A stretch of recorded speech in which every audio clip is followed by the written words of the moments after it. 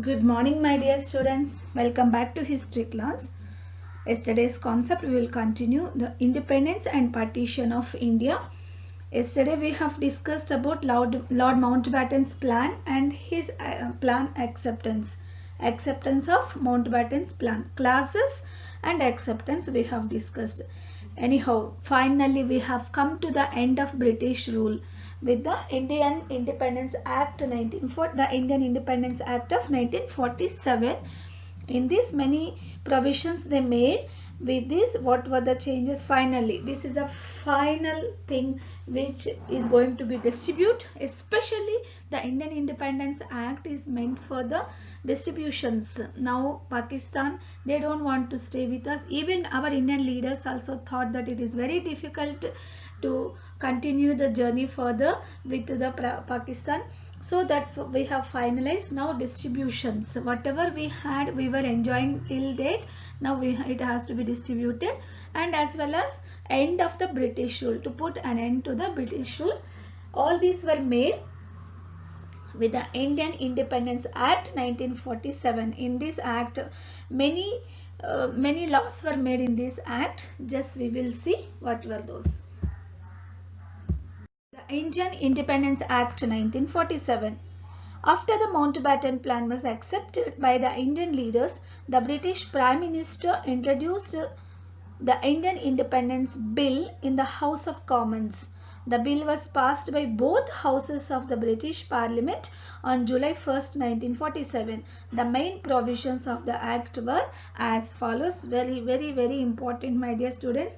If you study whatever easy things as a common thing, it won't be enough. Once again, I would like to repeat that any four or five since in history structured questions, maximum 4-mark questions. So if I study any 4 points in this like that, if you prepare, it won't be enough, because specifically it may be mentioned what was the changes made with regarding to the constituent assemblies in the Indian Independence Act of 1947. So you will have to write the point which is related to constituent assemblies. So then, for example, the new dominion status. Two new dominion status, you can easily you can learn that India would be partitioned and two independent dominions, that is India and Pakistan, would be created from August 15th, 1947. This is one of the provision which was mentioned in the Indian Independence Act of 1947. Easily you can remember and you can learn as a 1 point. But here in the 2-mark questions, it may be mentioned, it may be specifically asked that with regarding to particular point, what was the provisions made with regarding to particular point. So you will have to learn all the 10 provisions which are mentioned in your textbook. All the 10 you will have to learn. Please don't ignore. Now we will discuss about each and every provision. First and foremost provision which was introduced in the Indian Independence Act of 1947 was the two new dominions. India would be partitioned and two independent dominions, that is India and Pakistan, would be created from August 15, 1947.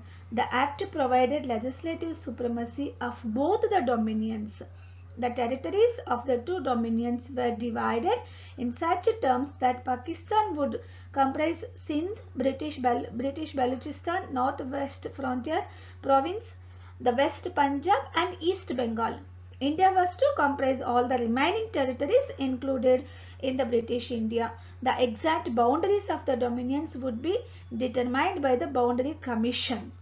Next, second provision, provisions of partition. Both Bengal and Punjab would be divided if so desired by the people.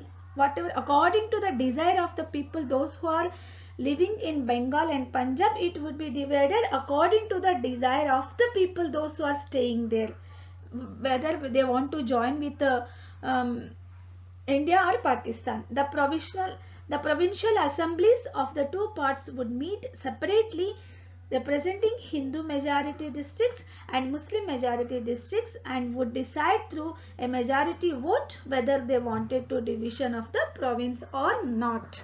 It was left to the people, those who are living in the local area. For them only separate meeting would be kept, and they will decide according to the majority of the people, those who are staying in a particular place, in the particular province. Accordingly, they will join based on the Hindu majority and Muslim majority people. Next, a plebiscite. Yesterday itself I told what is meant by plebiscite. A common meeting with the people, those who are living, would be held in northwest frontier province as well as in Sylhet district, which is in Assam,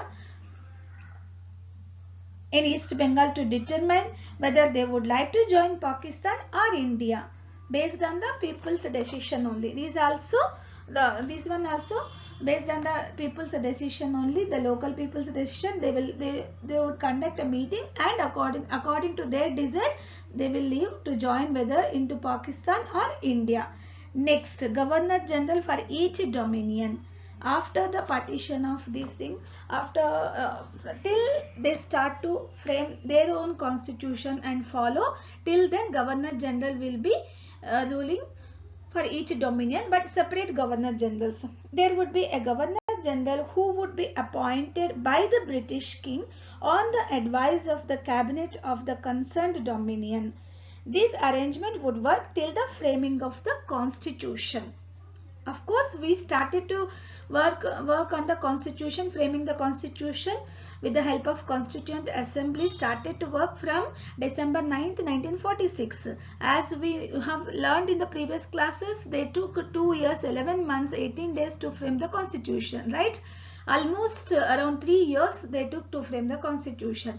So until this new constitution coming to force, this Governor General who had been appointed by the British Parliament will work then on the advice of cabinet of the concerned two dominions. Next, constituent assemblies to serve as central legislatures. As we know that what is meant by legislature, it is a lawmaking body. Here the constituent assembly, the members of constituent assembly from the princely states and British provinces, who were the 389 members in the previous class we had discussed. These members will work time being as the central legislators. The constituent assemblies of both the dominions were to act as the central legislatures, that is lawmaking bodies, and would have full powers to make laws for their respective dominion. They would act as sovereign bodies for legislative purposes. Sovereign means have the right to take their own decisions in their internal as well as external matters. Sovereignty, one of the unique feature of our Indian government was sovereignty, right? What is meant by sovereign? We have the right to take our own decisions in the internal matters as well as external matters. So these members of Constituent Assembly, that is Constituent Assemblies, now time being they are working as the central legislatures, that is as the lawmaking bodies. They have full rights to make laws. So these are all mentioned in the New Indian Independence Act of 1947. My dear students, finally the Britishers have come to the conclusion that now we have to quit with the India. There is any other option. Before quitting India, they had made all these things and they left India. Next, fifth provision, end of jurisdiction of the British Parliament. Very important concept, end of the jurisdiction of the, of course, all the three organs of any government, legislature or executive or jurisdiction, judiciary, everything were done by the British Parliament till then, right? But now Constituent Assembly started to work as the legislative bodies, that is lawmaking bodies, and judiciary also came to be an end. Judiciary of the British Parliament also came to be an end. So according to this provision, what were the changes made? The legislative authority of the British Parliament would cease from August 15th, 1947. The titles of Emperor of India and the King of England were dropped from the royal style. Till the new constitution was framed, each of the dominions and all provinces were to be governed in accordance with the Act of 1935. Then the Governor General was given the powers to modify or adopt the Government of India Act 1935 by March 31st, 1948. So till then, what was the Government of India Act 1935 made by the British, that could be followed till the new constitution come into force. Otherwise, there won't be any particular rules and regulations if there is no proper act to be followed, and again there will be completely mess up in the country. So something has to be followed in an official way, so that till then, till new constitution come into force, they had followed, they're supposed to be followed the Government of India Act 1935, which was made by the British. Next, the right of the king to veto laws was given up. King had the veto power. Till then, the British Parliament, the British King had the veto power. What is meant by veto power? You know that, right to disagree any laws. So now hereafter, according to the Indian Independence Act of 1947, according to this provision, the right to disagree any laws which were connected to our India, that was given up by the king. It was removed by the king. This right was given to the Governor General, who had been appointed for each dominion as separate Governor General till the new constitution come into force. Next, sixth point, princely states.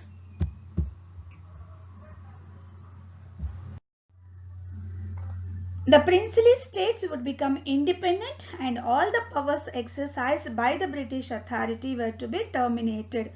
All treaties and agreements made by the British with reference to states would lapse from August 15, 1947. They would be free to associate themselves with either dominion or to remain independent.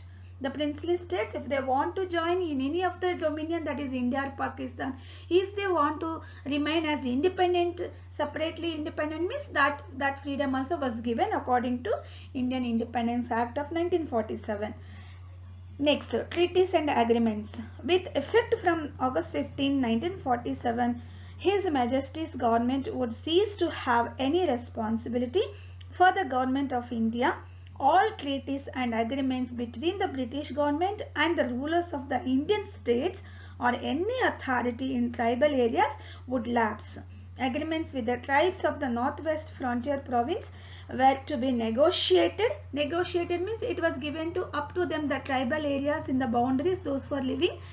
The agreements, if they want to follow the agreements which were made during the British rule, they could follow, or else it was given, negotiated to their, according to their desire only.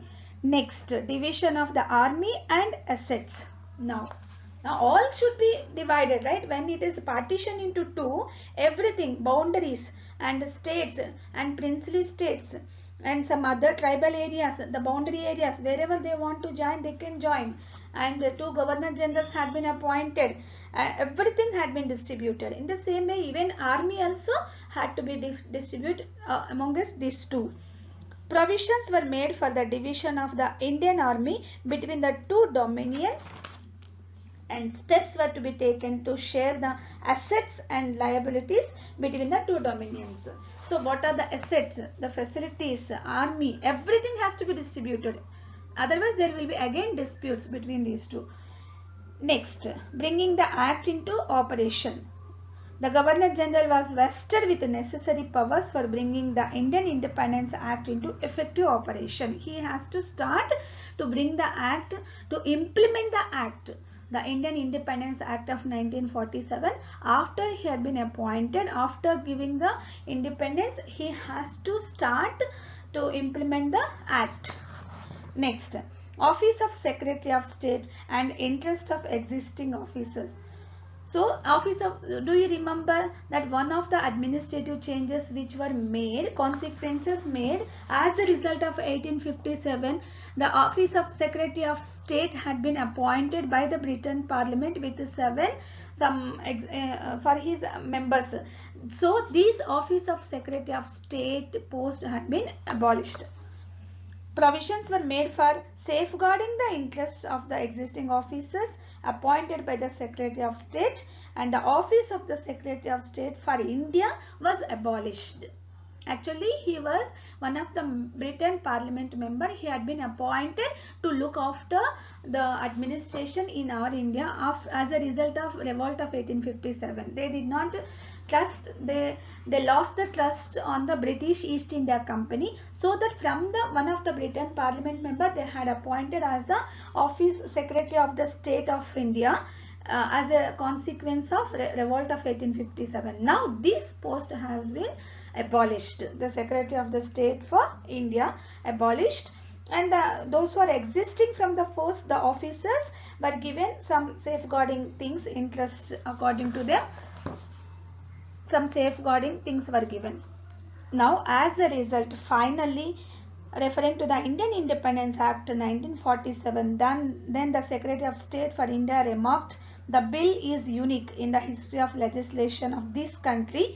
Never before has such a large portion of the world population achieved complete independence through legislation. He said like that. Then the act marked the end of the British rule in India. Finally, this act, the Indian Independence Act of 1947, whenever you are mentioning which act made an end to the British rule in India, means you will have to mention year. Year is very important, my dear students. The Indian Independence Act of 1947 marked the end of the British rule in India. The dominions of India and Pakistan came into existence on August 15, 1947. Lord Mountbatten, on the request of Nehru, continued as the Governor General of India. Muhammad Ali Jinnah became the Governor General of Pakistan. Our Indian, one of the great Indian leader, Pandit Jawaharlal Nehru, requested Lord Mountbatten to be continued as the Governor General post till the new constitution come into force. He requested to be in the post of Governor General for India. For Pakistan, the Governor General post was continued by Muhammad Ali Jinnah. On 14th August 1947, on the eve of India's independence, Jawaharlal Nehru made a memorable speech in the Constituent Assembly. Lord Mountbatten remained in the office as Governor General up to June 1948 only.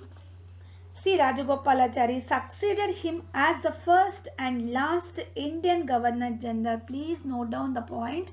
Dr. C. Rajagopalachari succeeded Lord Mountbatten as the first and last Indian Governor General. First Indian Governor General as well as last Indian Governor General was C. Rajagopal. One and only one Indian Governor General. After this, it started the President post because of the Constitution came into force. Then the post changed as President. India became a republic on January 26, 1950. Dr. Rajendra Prasad took over as the first president of the Indian Republic, and the Constituent Assembly became the Parliament of India under the transitional powers provisions of the new constitution.